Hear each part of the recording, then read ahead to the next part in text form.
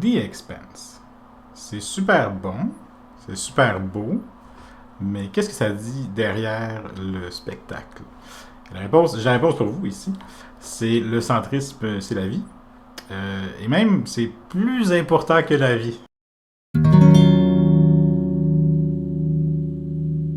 Il se passe autre chose dans la série, dans 6 saisons de la série pour tout résumer. Fait que je vais juste parler des événements majeurs puis des forces politiques essentiellement majeures. Si vous avez déjà vu la série, vous pouvez sauter à la section qui est écrite dans le bas de l'écran. Donc, la série porte sur l'interaction géopolitique entre trois factions géospatiales, qu'on pourrait dire. La Terre, Mars, puis la ceinture d'astéroïdes. Donc, on appelle en anglais The Belt. La Terre est dirigée par l'ONU. Mars, c'est comme son propre gouvernement. Puis la ceinture d'astéroïdes n'a pas de gouvernement formel. C'est comme un ensemble de colonies, dans le fond. Mais il y a un fort mouvement indépendantiste appelé en anglais OPA, ou en français, je pense que c'est APE. La Terre est plus ou moins celle qu'on connaît, à l'exception que c'est rendu évidemment loin dans l'avenir. Il y a un taux de chômage d'environ 50%, puis il habite 30 milliards de Tata. Mars est à peu près complètement différent. Je ne sais pas pourquoi je dis à peu près. Mars est complètement différente, dans le sens qu'ils ont commencé à terraformer Mars. Il y a un gouvernement très fort, très avancé technologiquement. Puis Mars est une force militaire majeure là, dans cet univers-là. C'est un peu les deux grandes forces qui s'opposent, c'est la Terre et Mars. La Terre évidemment est dirigée par l'ONU. Je mets des guillemets parce que oui, c'est ça que ça dit, mais tu sais, l'ONU c'est juste comme une façon de dire que c'est les États-Unis. C'est vraiment, pour moi, c'est une version totalement américaine de l'ONU. Puis la ceinture d'astéroïdes, quant à elle, c'est un ensemble disparate de factions, puis de stations, puis d'astéroïdes. Mais dans le fond, la majorité, ben, en fait, ce qu'ils ont en commun, c'est qu'ils vivent dans une pauvreté extrême. Ils sont extrêmement dépendants de la Terre, surtout pour l'eau. Donc, ils vivent un peu. C'est ça, ils ont le choix là, essentiellement de travailler pour la Terre ou pas travailler puis mourir de faim. C'est un peu ça. Durant la majorité de la série, le point de vue c'est celui de James Holden. Holden, c'est un terrien idéaliste qui, donc lui puis son équipage sont témoins de l'explosion très suspecte, la destruction en fait, très suspecte du vaisseau qui s'appelle le Scopuli. Puis ils s'échappent de justesse avant que leur propre vaisseau, le Canterbury, soit lui aussi détruit. Donc c'est ultra louche, mais bref, son équipage survit de justesse. C'est eux les héros de la série, c'est eux qu'on va suivre majoritairement pendant toute la série. Par contre, la première et la deuxième saison sont présentées comme une sorte d'histoire de détective. On va, en plus de notre ribambelle d'amis, on va suivre l'histoire de Miller, détective Miller, qui est né dans la ceinture d'astéroïdes, dans le fond. C'est un ceinture. Je veux dire, j'ai écrit ceinturion dans mes notes. Là. Je pense pas que c'est ça le nom en français, mais je trouve ça plus drôle qu'on va dire ça.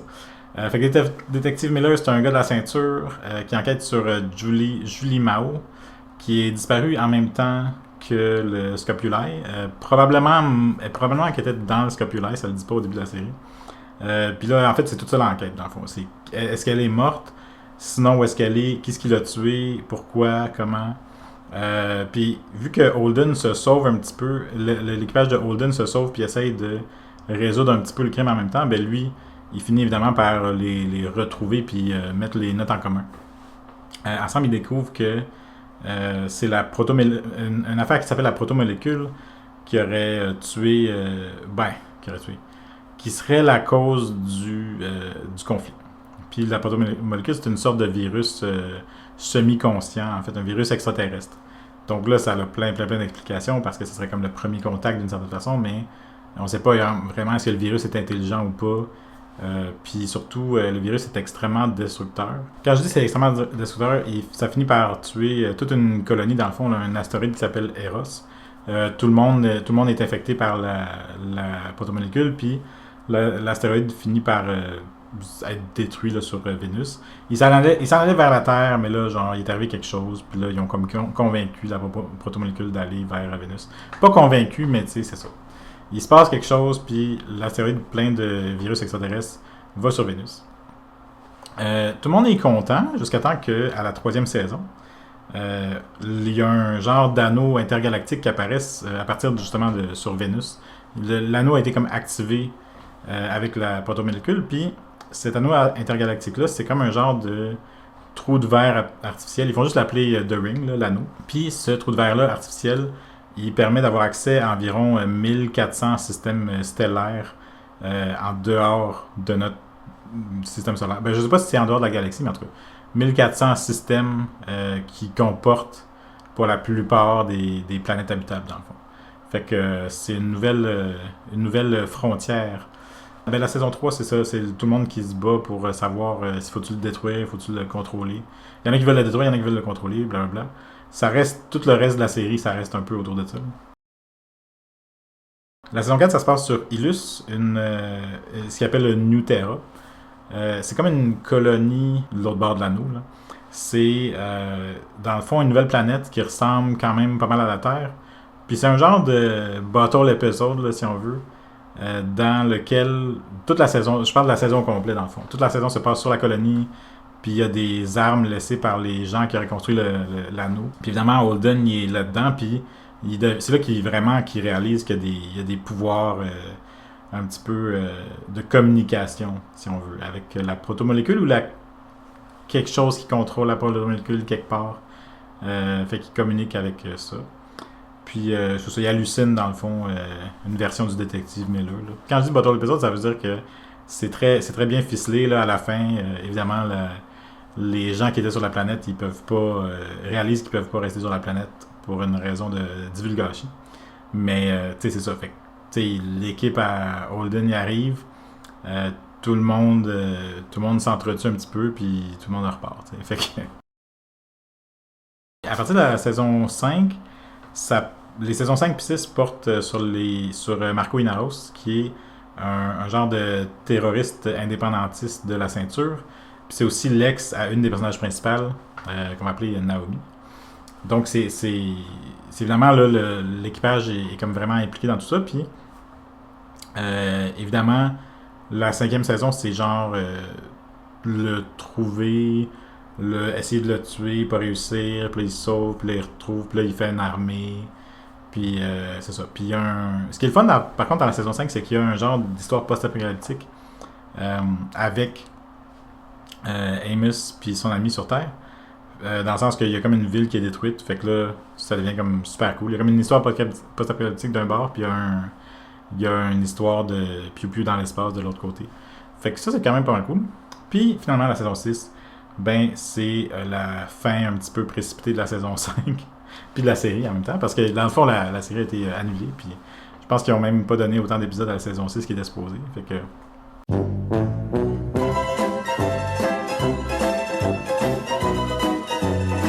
Mais la saison 6 est quand même très bonne, là, dans le sens que c'est juste la saison 5 qui conclut. Là, c'est tout ce que j'ai à dire, honnêtement. Là, c'est super bon de même. Bon, là, si vous avez vu la série, vous comprenez que j'ai omis des arcs de personnages entiers. J'ai omis genre vraiment plein d'affaires. Puis c'est une série qui tourne surtout sur les personnages. Donc je vous donne 10 secondes pour voir ce graphique ici. Voici. C'est toute l'interaction entre les personnages, essentiellement. Je vous épargne ma critique cinématographique. Je suis ici pour parler plus du problème de fond avec le truc. D'ailleurs, critique cinématographique, c'est super bon, il faut l'écouter, c'est vraiment bon. Mais c'est comme si je vais critiquer le mur métaphorique sur lequel est affiché le poster de la série. Là. C'est de ça qu'on parle aujourd'hui. Fait que, en gros, c'est quoi le problème? Au début de la série, l'intrigue est comme surprenante, palpitante, enlevante, tout ce que tu voudras. Puis, tu sais jamais ce qui peut mourir, ce qui va survivre, tout ça. Tu sais pas vraiment comment l'univers fonctionne, en fait. Une grande partie de l'intrigue vient de là. Tu sais pas c'est quoi les... Comment dire ça? C'est quoi les clichés qu'on doit s'attendre, c'est quoi qu'est-ce qui... Puis, c'est vraiment bien fait pour, je pense... pas nécessairement éviter les clichés, mais les utiliser de la bonne manière, je dirais. Par contre, à la fin de la série, ben... tandis qu'au début de la série, il y a beaucoup de nuances, puis de tons de gris, si on veut. À la fin de la série, ben, il y a clairement des gentils, puis il y a clairement des méchants. Tu sais, le Marco Inaros, le dernier méchant de la série, c'est un méchant, là. Genre, tu sais, c'est un terroriste, là. Tu sais, en tout cas. Fait qu'il y a, tu sais, c'est ça, dans l'idée, dans la tête de la série, ou des auteurs plutôt, il y a des méchants, puis tu sais, au début, c'est tout nuancé, puis à la fin, c'est vraiment gentil contre méchant. Puis, tu sais, Holden, celui qu'on suit principalement, il est passé de gars qui était là à, tu sais, au statut de prophète de l'espace. J'ai envie de dire, j'écris Jésus de l'espace, là, mais, tu sais, c'est ça. En tout cas, au moins minimum prophète de l'espace. Puis, c'est ça qui est intéressant parce que ça se passe d'une façon qui est très lente en fait. C'est pas, pour moi, j'ai pas trouvé ça soudain vraiment. Ça l'arrive, mais en termes d'évolution des personnages, ça arrive plutôt lentement, mais plutôt à coup de règles d'or, si on veut. À coup de genre, il y a du monde qui sont pour le pacifisme et pour l'entraide, puis il y a du monde qui sont contre ça, tu sais. Fait que c'est comme si la série disait, tu sais, c'est bien beau vouloir changer le monde, mais il y a toujours bien des maudites limites. Parce que sous-entendu, parce que les choses sont bien comme elles sont, tu sais. Mais est-ce que les choses sont bien comme elles sont dans l'univers de The Expanse? Et donc dans notre univers, par extension. Quand on regarde c'est qui le méchant de chaque trame narrative, il y a des motifs qui ressortent, dans le fond. Les gentils, dans le fond, c'est ceux qui veulent maintenir le statu quo. Puis les autres, c'est les méchants. OK? C'est tout. Dans les saisons 1, 2 puis 3, les méchants, c'est surtout le docteur, dans le fond, qui fait des expériences sur la protomolécule, sur le virus extraterrestre. Il fait des expériences sur des humains avec la protomolécule dans le but de faire des super soldats, dans le fond. Il veut faire des surhommes ou peut-être des Ubermensch, que certains diraient. Puis il se fout de ce qu'il a besoin de sacrifier pour y arriver. En plus, au niveau de sa cruauté, bon, évidemment, il y a des parallèles évidents avec les expériences de la Deuxième Guerre mondiale, mais je pense que le médecin il est comme allemand. En tout cas, je suis pas sûr, là, mais il fait vraiment penser à ça. Puis, tu sais, c'est ça. Il y a des alliés. Le gros problème, c'est même pas nécessairement ça. Genre, ça, c'est l'enquête, ça, c'est le problème humain. Mais le problème que la série parle en termes de géopolitique, c'est que il y a des alliés politiques, ce qui fait qu'avec ces super soldats, une des factions, celle qui détient l'arme, celle à qui ils vendent l'arme, cette faction-là serait plus, dans le fond, serait plus forte que les autres. Serait soudainement capable de soit conquérir ou anéantir les autres. Et anéantir étant vraiment facile parce qu'ils ont juste à lancer la protomolécule quelque part. Là. Mais il peut vraiment aussi démolir les autres au niveau militaire. T'sais. Dans les saisons 1, 2 et 3, il y a encore de la nuance dans le sens que il y en a qui disent. Tu sais, je disais, t'as les gentils et les méchants. Les gentils, c'est ceux qui veulent genre la détruire pour pas que. Ben, la détruire pour X, Y, tu sais, la série.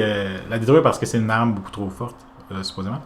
Puis les méchants, ben, ils veulent se l'accaparer, ils veulent l'utiliser. Mais il y a encore de nuances dans le sens où il y a des gens qui veulent l'obtenir plus dans des buts, qui disent qu'ils veulent l'obtenir dans des buts défensifs, mais on dirait que la série les croit pas. Certainement, James Holden les croit pas.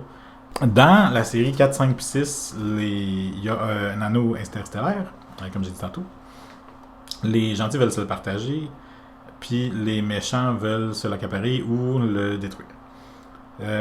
C'est ça qui est drôle en fait, parce que au début, il n'y a pas d'anneau interstellaire, au début, évidemment. Puis là, soudainement, il y en a un, puis tout le monde veut défendre le statu quo, puis dire faut pas que personne soit plus fort que les autres. Mais après ça, les saisons 4, 5, 6 arrivent, puis les méchants, c'est rendu ceux qui veulent le détruire. Fait que c'est ça qui est bizarre dans The Expanse, puis c'est vraiment ça qui comme au début, je pensais plus parler de centrisme dans cette vidéo, mais je suis revenu toujours à l'idée que ils veulent absolument défendre le statu quo, mais pas genre le statu quo avant la série, juste n'importe quel statu quo. Fait que, imaginez ça, là. L'idée de la série, c'est que il faut défendre n'importe quel état de stabilité du système, ok? C'est comme si le but implicite des héros, c'est juste que les choses changent pas trop dans le fond. Ils font juste subir les événements, puis essayer de stabiliser a posteriori la situation. T'sais. Puis là, on peut dire, ben oui, c'est normal, il arrive des choses, puis ils réagissent. Puis c'est comme, oui, mais si c'est toujours comme ça, puis que leur seul but, c'est que les choses ne changent pas trop vite, c'est comme si la série disait que le changement s'impose de l'extérieur, puis la nouvelle norme, quelle qu'elle soit, il faut la défendre de nos vies. Genre. Autrement dit, du point de vue de la série, le changement nous est imposé par l'univers, puis il faut accepter et défendre le nouvel ordre social de nos vies. Fait que tout le long de la série, donc les méchants veulent détruire les autres factions, les gentils cherchent à coopérer, mais on peut changer de camp en fait. Aussitôt que quelqu'un finit par être raisonné ou convaincu de suivre la voie du milieu, dans le fond la voie centriste, de pas trop changer trop vite, il peut changer de camp et devenir gentil. Fait qu'on peut trouver la rédemption sur le chemin du milieu. La deuxième règle de cet univers-là, le deuxième motif qui ressort, c'est que, ou qui revient tout le temps en fait, c'est les gentils doivent s'allier, sinon les méchants gagnent. Maintenant qu'on a établi qu'il y a des gentils et des méchants, du monde qui veulent conserver le statu quo puis du monde qui veulent pas ça, les gens les gentils, ben c'est ça. Si c'est dit carrément dans la série, c'est déjà dit explicitement, faut qu'on apprenne à coopérer, sinon on meurt. Ça revient quand même vraiment souvent, surtout après là qu'il y ait, on va dire, Marco Inaros, puis les trucs plus vraiment à très grande échelle, c'est là où est-ce que ils disent, c'est surtout Avasarala là, qui représente l'ultime sagesse du milieu. Ils disent souvent ça qu'il faut s'allier, sinon il faut travailler ensemble, sinon on va mourir, il va rester juste des déchets, juste des cendres, tout ça. Puis, ce qui est intéressant, c'est que c'est comme on voit facilement la métaphore avec la guerre froide, mais dans cette métaphore de la guerre froide, il n'y a pas de place pour la ceinture, en fait, pour les habitants de la ceinture. C'est comme un trop petit joueur pour comme menacer les autres. Fait qu'il est comme ni gentil ni méchant. Puis la série montre pas ça comme étant genre juste. T'sais, la série montre clairement ils sont opprimés, ils sont pauvres, ils sont exploités. Mais ils ont. Tu sais, quand elle dit il faut que tout le monde apprenne à travailler ensemble, avant que Marco Inaros il lance la garnotte spatiale sur la Terre, puis en tout cas, il détruit beaucoup d'affaires avec ça, mais tu sais, avant ça, quand elle dit il faut travailler ensemble, quand la série dit il faut travailler ensemble, elle dit les Mars puis la Terre, dans le fond, les deux grandes forces de la guerre froide. Puis puis aussitôt que la ceinture devient comme assez forte entre guillemets pour être menaçante, ou vu que l'anneau est comme de l'autre bord de la ceinture d'astéroïdes, les forces militaires de la ceinture sont quand même impliquées quand on parle de l'anneau. Fait, aussitôt qu'eux ils deviennent assez forts, ils font partie du nous qui doivent travailler ensemble. Mais avant ça, ils comptent même pas là, genre c'est comme ils sont juste c'est juste comme tout le monde dit ah ben oui c'est bien triste qu'ils souffrent, mais faut faut pas que les choses changent pour X raison.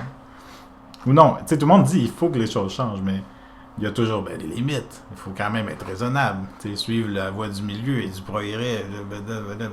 Puis pendant ce temps-là, il y a du monde qui crève de soif puis de faim, genre dans l'espace. C'est comme, ouais, mais. En tout cas, la troisième règle, c'est une faction ou une métafaction peut avoir son lot de gentils ou de méchants. Fait que dans le fond, il y a du monde des deux côtés. Il y a du monde du côté de Mars qui veulent la guerre, puis du côté de la Terre qui veulent la guerre, puis vice-versa. Puis évidemment, ceux qui veulent la guerre sont méchants, puis ceux qui veulent pas la guerre sont gentils, blablabla. C'est vraiment quasiment spécifiquement ça. Ce qui est intéressant, c'est ça. Puis mettons, il y a des factions. Fait que Drummer, qui est dans le OPA, qui est dans une faction OPA, elle est gentille, mais Marco Inaros, il est méchant parce que il veut utiliser des stratégies militaires contre la Terre. Ou des stratégies de guérilla, si on veut. Puis le plus frappant là-dedans, je pense, c'est Amos, en fait, il est vraiment comme profondément violent, mais il fait partie de l'équipage de Holden, du Rocinante. Puis c'est ça, fait que c'est comme si en étant les plus neutres de tous, le Rocinante, d'ailleurs parce qu'ils ont des gens de Mars, puis ils ont des gens de la Terre, puis etc. En étant l'équipage le plus l'entité la plus neutre, c'est eux qui sont les plus gentils parce qu'ils vont toujours chercher à éviter les conflits. Puis, c'est ça. Ils vont chercher à éviter toute violence qui peut changer le statu quo.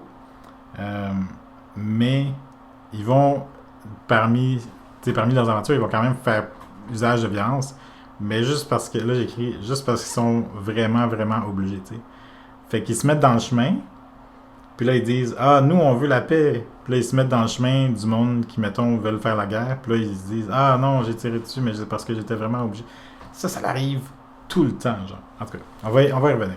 Peut-être que là, vous êtes rendu à vous dire coudonc, c'est-tu pas évident que la violence, c'est mal? Et oui, moi, je suis très pacifiste dans la vie, mais c'est intéressant parce que si on se dit la violence, c'est mal et il faut l'éviter, et l'univers dit ça. Ah, ok. On va tomber dans une section que je vais appeler Oups, fascisme.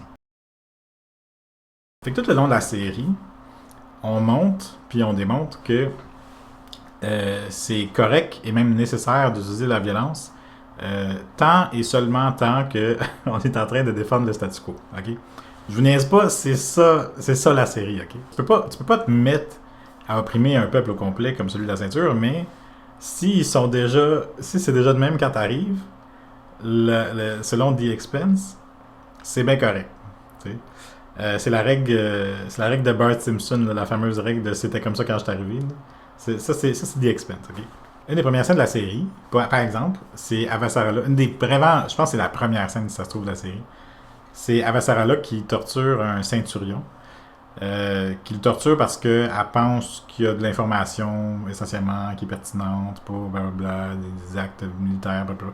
Fait que c'est Jack Bauer. C'est vraiment Jack Bauer qui torture un prisonnier. Sauf que c'est non seulement Jack Bauer, mais c'est aussi, je pense qu'à ce moment-là, il est déjà à la tête de l'ONU, dans le fond, genre. Fait que c'est comme, tu sais, si on pense que l'ONU, c'est les États-Unis, tu sais, c'est comme si la série dit, il faut torturer pour protéger ce qu'on a, genre. C'était comme, je sais pas. Ce qui revient plus souvent, c'est le personnage principal, Holden, il est tellement contre la violence, il y a tellement un discours, je vais jamais tuer, sauf pour me défendre essentiellement. Sauf, puis tout au long de la série, là, c'est vraiment le gars, là, il veut tellement pas tuer son équipage même, il dit souvent ah, mais t'es malade, tu vas le laisser vivre, blablabla. Puis lui, c'est le gars qui tue pas. T'sais. Mais il y a un soldat dans son équipage qui est le gars qui tue. I am that guy. Puis c'est intéressant parce qu'il dit ça, mais il va toujours sur les places parce qu'il y a de l'action, puis des territoires contestés, puis des événements improbables. Il va là parce qu'il est comme le prophète de l'espace, puis il y a des visions des extraterrestres, mais ça reste que il dit qu'il veut pas tuer, il se met dans le chemin, puis il doit tuer pour se défendre. Genre. Fait que c'est un peu comme la série qui dit c'est bien plate de tirer sur du monde, mais des fois t'as juste pas le choix, tu sais. Puis c'est ça, la série dit, puis c'est vraiment inconfortable, tu sais, parce que la série, le méchant final, c'est genre un terroriste, puis genre fait que le nom de la série, c'est comme si elle présente les gens du milieu, du centre, comme étant les gens raisonnables, puis elle dit il y a des gens avec qui tu peux pas négocier.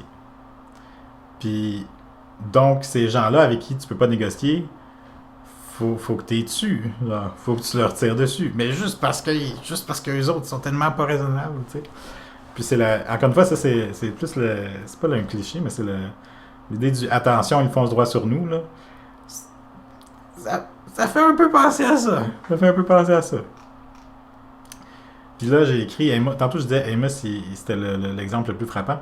C'est le gars qui a. Ok, fait que Amos, il a grandi dans la rue, puis fait qu'il a été obligé de se battre pour survivre, puis c'est un peu comme le gars, le 1% du monde qui a survécu à son environnement horrible, là, sur la terre surpeuplée qui a 50% de taux de chômage, ben il y a des ghettos, il y a vraiment des places où c'est horrible, puis lui, il a survécu à tout ça, puis comme de fait, il peut péter la gueule à n'importe qui dans la galaxie. Il y a genre personne qui peut pas accoter en termes de combat ou en termes, si on veut, tactique, tout ça. Et lui, son arc, c'est qu'il essaie de pas être violent. Il essaie de pas s'en remettre à la violence comme première solution. C'est le soldat pacifiste, là, genre. Justement pas pacifiste, mais il essaie de comprendre pourquoi les gens sont pacifistes, puis il essaie de plus aller dans cette direction-là. Puis c'est super intéressant. Mais dans le fameux épisode post-apocalyptique, donc dans la série 4 où est-ce que les choses deviennent post-apocalyptiques, il est montré comme étant le plus adapté à la situation, genre. Parce que dans le monde post-apocalyptique, il est violent, puis lui, c'est celui qui est le plus capable de violence. Et c'est donc... Je viens de réaliser que je me mets de l'ombre dans la face quand je fais ça. Bon, j'espère que c'est pas gossant. Amos, c'est donc le plus adapté à la situation quand les choses virent mal, dans le fond. Parce que c'est le plus capable de violence. Je sais pas si ça vous sonne des cloches, là. Tu sais, c'est comme... Tu sais, l'homme est un loup pour l'homme. Tu sais. Fait que c'est comme si toute la série dit il faut être pacifique, mais l'homme est l'homme est un loup pour l'homme, donc on n'a pas le choix. Il passe, tu sais, c'est ça qui est super, une illustration super bonne, c'est qu'il passe mentalement de choisir la violence comme la première solution à juste utiliser la violence quand il n'y a pas le choix. Mais en pratique, dans l'univers de The Expanse, c'est la même chose. Il a changé dans sa façon de voir les choses, mais il a pas changé dans ses actions, là. Il a pas... tu sais? Fait que c'est comme... C'est ça, c'est l'univers de t'as pas le choix des fois de tirer sur du monde. T'sais. Et tout ça, vous entends-je dire, ça fait partie de... C'est intrinsèque à l'univers de The Expanse. Puis oui, c'est une histoire de piou-piou dans l'espace, donc oui, il y a de la violence, il y a des conflits. Mais le problème, c'est que The Expanse se décrit vraiment, vraiment comme étant de la hard sci-fi, là, de la science-fiction dure. Puis en faisant ça, il se montre comme étant de la science-fiction spéculative, comme une espèce de hypothèse de notre société, tu sais. Puis, fait, d'une certaine façon, en se mettant dans hard sci-fi, il essaie de parler de notre univers, dans le fond. Fait puis ça revient à comme un genre de défaut. Puis vu qu'il y a des théories politiques, ben, c'est comme si ils pensent que c'est la science-fiction dure, donc le côté politique, il s'applique aussi un petit peu. Tu sais, c'est comme le tour de passe-passe qu'il y a des fois dans les séries de science-fiction, parce qu'ils disent, étant donné qu'on est tellement rigoureux dans nos théories sur la physique et la chimie, ben, logiquement, nos théories sociales sont valides, tu sais. Puis évidemment, c'est pas vrai, c'est juste pas vrai, mais c'est comme si les auteurs se convainquent eux-mêmes que, vu que c'est vrai que tu peux pas voyager plus vite que la lumière puis que ça fait des trucs super intéressants, ben, de ce fait, leurs prémices, leurs présuppositions sociales sont vraies aussi, puis c'est ça que ça donne. Puis tu sais, c'est comme un raisonnement fautif. C'est plus de dire, ben non, c'est ça le monde qu'ils ont choisi de créer, puis selon les présupposés qu'il y avait, là, selon... c'est ça. Ouais, c'est ça. Fait que je pense que l'histoire, comme presque toutes les histoires, dans le fond, l'histoire oublie qu'on a l'univers qu'on se donne un peu, là, l'univers, puis on montre l'univers qu'on voit. Puis, dans ce monde-là, où est-ce que la terraformation est un problème résolu, ben, il y a des conflits géopolitiques, mais, j'allais dire géospatiaux, ben oui, des conflits géospatiaux, géopolitiques. Mais, ces conflits-là c'est le résultat, dans le fond, que le problème de rareté n'a pas été résolu. Fait qu'on est capable de faire de la terraformation, on est capable de transformer Mars en une planète habitable, mais on n'est pas capable de dire qu'on va résoudre, qu'on va distribuer les ressources de façon équitable, si on veut. T'sais. Puis ça, c'est vraiment genre, comme disait l'autre, on imagine plus facilement la fin du monde que la fin du capitalisme. Là. Ça, c'est ça, tu sais. C'est comme, ils passent leur vie à voyager dans l'espace, mais ils sont pas capables ils sont pas capables.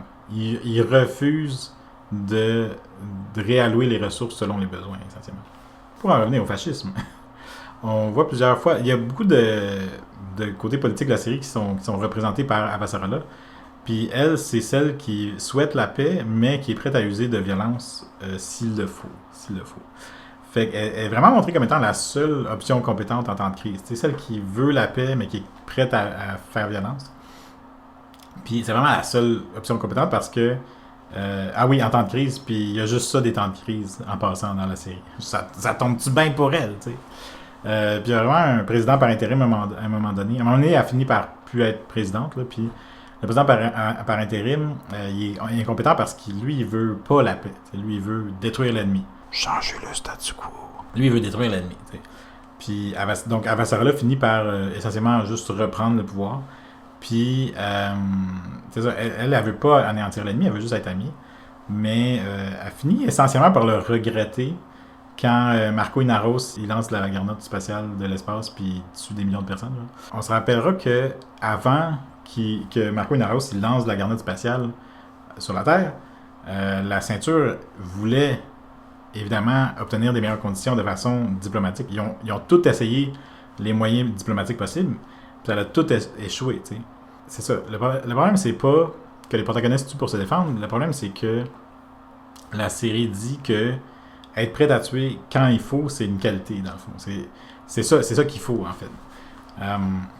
C'est la conclusion, d'ailleurs, de l'arc narratif de Holden. Holden, qui, tellement souvent dans la série, il a fait ah non, moi je tue pas, blablabla, sauf si je suis obligé, blablabla. Il tue des. Tu sais, il se défend dans des situations de combat, là, fréquemment, tous les jours, essentiellement. Mais il finit, dans le fond, par tuer un personnage très important qui s'est dit qu'il allait pas tuer. Dans le fond, il fait exploser un vaisseau. Puis sur ce vaisseau-là, il y a Marco Inaros, puis comme une autre personne qui préférait pas tuer, mais il se dit. C'est ça la fin de son arc narratif. Là. C'est, des fois, il faut comme sacrifier du monde pour gagner, genre, ou pour défendre la paix, essentiellement. Parce que Marco Inaros, il tue tellement de monde. Il devient l'homme capable de tuer pour défendre le statu quo. Puis là, rendu là, mis dans ces mots-là, tu n'as pas besoin de chercher loin pour comprendre que les cultures qui ont la force comme valeur sont plus proches du fascisme que celles qui vénèrent les tulipes. Là, mettons, il n'y a pas de point A à B qui n'a pas de sens dans l'histoire ou qui est moralement répréhensible. C'est juste que si une histoire qui tourne sur l'idée d'une paix à défendre violemment, ben cette paix-là est mieux d'être pas mal bonne. C'est une des prémices que moi je pense que le show véhicule d'une manière vraiment cachée. Mais je pense que c'est vraiment un genre de prémisse sur laquelle est basée la série sans le savoir, sans que les auteurs le sachent. C'est l'idée selon... Ben, l'homme est un lieu pour l'homme, dans le fond, mais l'idée qu'il y a un rapport de dominant-dominé qui est normal, inévitable et naturel. T'sais. Je ne veux pas dire positif, mais qui est montré comme étant genre inévitable. T'sais. Selon la série, ou selon cette prémisse-là de dominant-dominé, les dominants ont l'obligation morale de défendre leurs intérêts, leur statu quo par la force, parce que sinon, ils vont devenir les dominés, parce que c'est juste la force qui fait la différence entre le dominant et les dominés. Puis donc, les dominants défendent par la force leurs intérêts, sous faute de quoi ils deviennent les dominés. Puis c'est pas dit comme ça, mais la raison que c'est mal, c'est parce que les dominants, c'est nous, entre guillemets, c'est nous dans la série, c'est nous qui se projettent.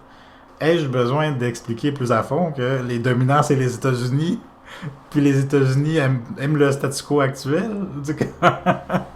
En bref, The Expanse dit que la paix doit être défendue de nos vies.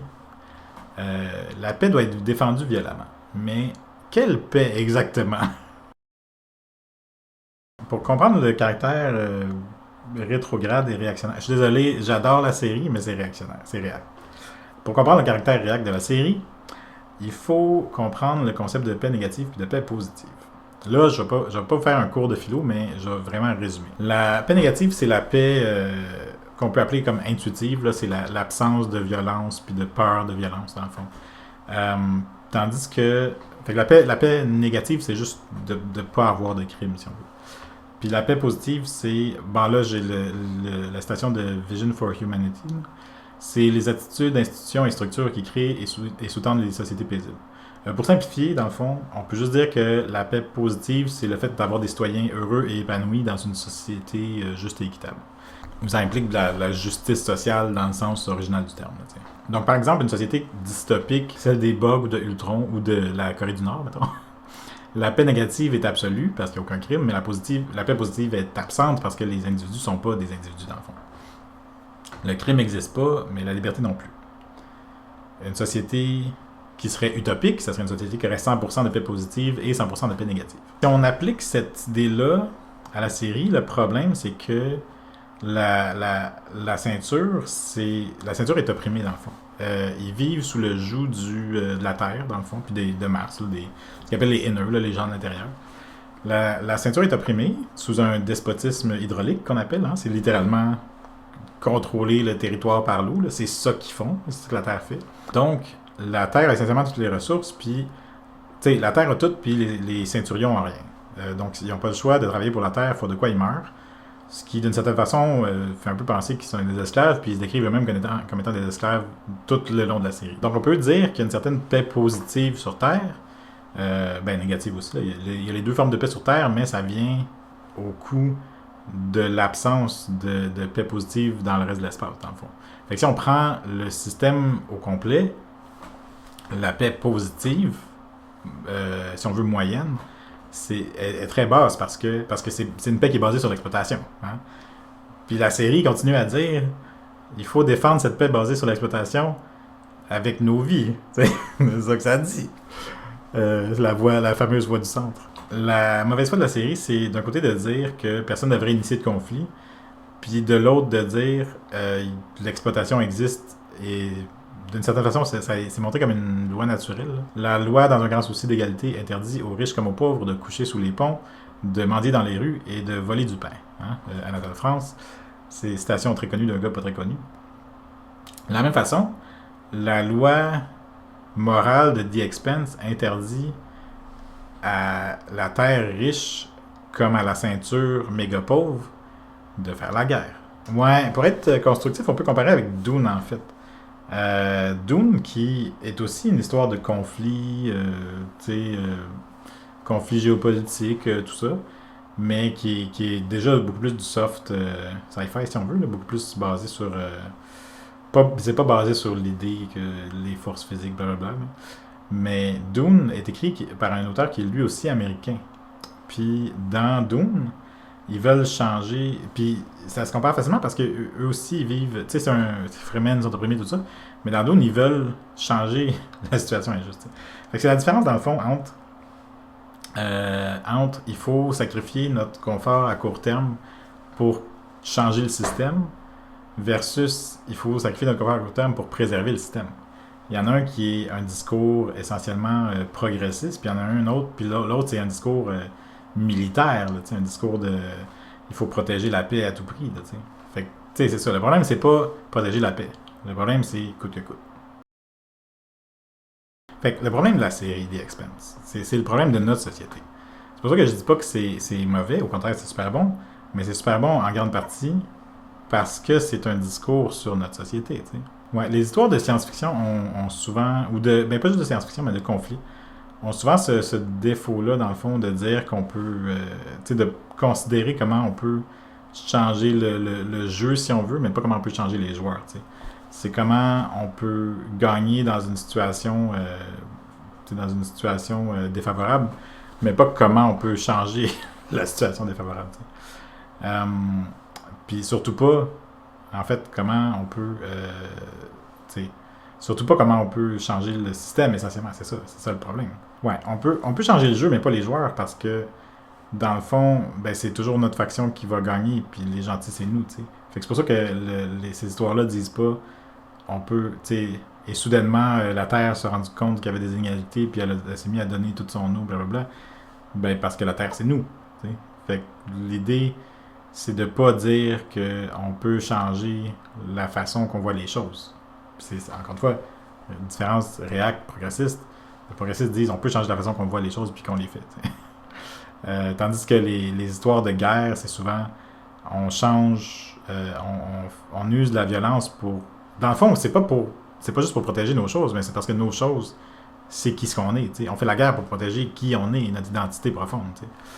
Ce qui peut être vrai, mais comment dire ça? Mais c'est un discours en soi. T'sais.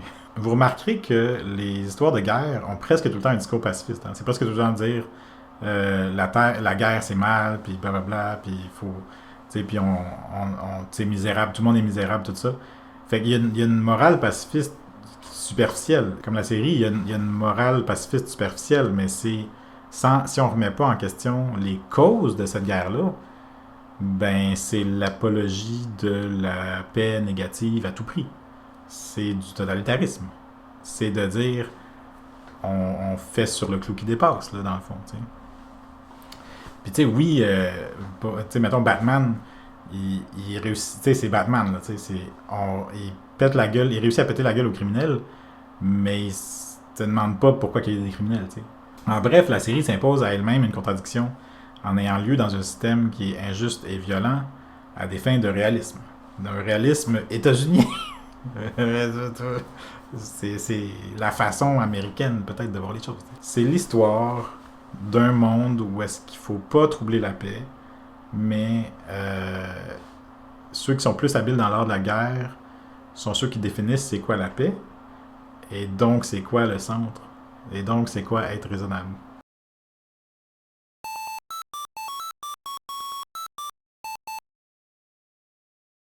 Ouf, hey, ça fait longtemps, hein? J'ai changé mon décor, ma coupe de cheveux, tout ça. J'ai pas lu les livres, parce que je considère que les livres, c'est sa propre affaire déjà. Fait que, si jamais vous les avez lus, vous pouvez me dire comment vous avez trouvé. Mais moi, selon ce que j'ai vu sur Internet, l'adaptation est très très fidèle là, de ce que moi j'ai vu. Avec des légères adaptations pour des raisons cinématographiques. Ouais, évidemment, j'espère en faire plus souvent des vidéos, mais c'est ça. Là, j'aime pas ma caméra en tant que telle. La raison que je suis aussi proche de la caméra, c'est que il y a un effet d'œil de poisson sur la caméra, fait que faut que je sois proche puis que mon décor soit. Le rideau qu'on voit derrière, là, il fait comme 6 pieds de large, genre. C'est comme. Tu sais, en tout cas, fait que. J'avais pas vu ça quand j'ai acheté ma caméra, mais bon, je vais en acheter une autre, puis. Bon, on verra. Mais bref, merci d'avoir écouté le vidéo complet. Puis c'est ça, n'hésitez pas à dire votre opinion dans les commentaires. Puis c'est ça, à la prochaine. Salut.